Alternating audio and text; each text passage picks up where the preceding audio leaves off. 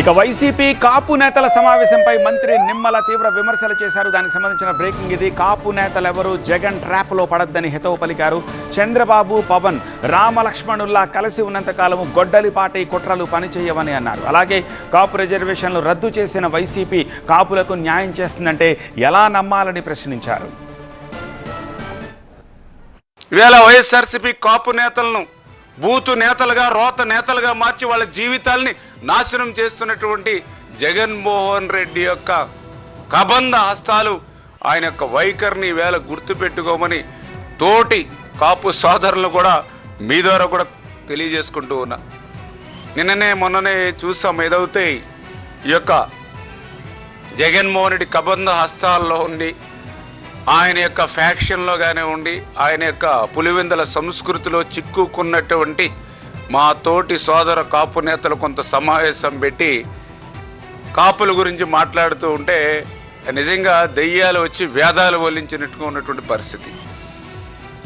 ఆ రోజు ఏదైతే కాపులకి 5% మరి ఈడబ్ల్యూ రిజర్వేషన్ ఆ రోజు మరి చంద్రబాబు నాయుడు గారు EWS economically weaker sections 5% reservation ఆ రోజు చంద్రబాబు నాయుడు గారు ఇస్తే దాన్ని ఏకపక్షంగా 2019లో జగన్మోహన్ రెడ్డి అసెంబ్లీ సాక్షిగా రద్దు చేస్తే కొత్తగా మీరు రిజర్వేషన్లు ఇవ్వాల్సిలా ఉచ్చనిటువంటి రిజర్వేషన్లు కూడా రద్దు చేస్తే ఆ రోజు ఎందుకు మీ నోర్లు మోగబోయాయి?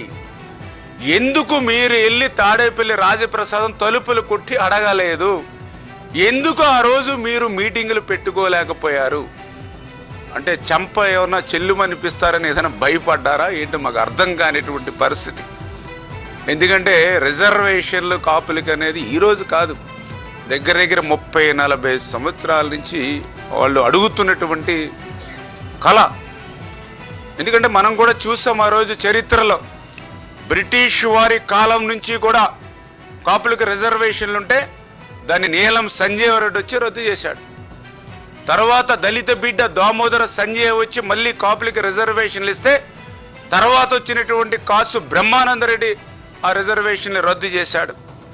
మళ్ళీ చంద్రబాబు నాయుడు గారు ఈడబ్ల్యూఎస్లో కేంద్రం ఇస్తే బీసీలకు ఎవరికి ఎటువంటి నష్టం లేకుండా ఎకనామికలీ వీకర్ సెక్షన్లో ఏదైతే కేంద్రం అదనంగా 10% ఇస్తే ఏ బీసీలకి నష్టం లేకుండా 5% చంద్రబాబు నాయుడు గారు ఇస్తే దాన్ని మళ్ళీ మొన్న జగన్మోహన్ రెడ్డి రద్దు చేసినటువంటి పరిస్థితి.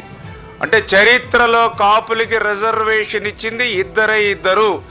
ఒకటి దళిత బిడ్డ దామోదర సంజీవయ్య, రెండవది నారా చంద్రబాబు నాయుడు గారు. కాపు చరిత్రలో రిజర్వేషన్లు రద్దు చేసింది ముగ్గురు. ఒకటి నీలం సంజీవ రెడ్డి, 2 కాసు బ్రహ్మానందరెడ్డి, 3 జగన్మోహన్ రెడ్డి.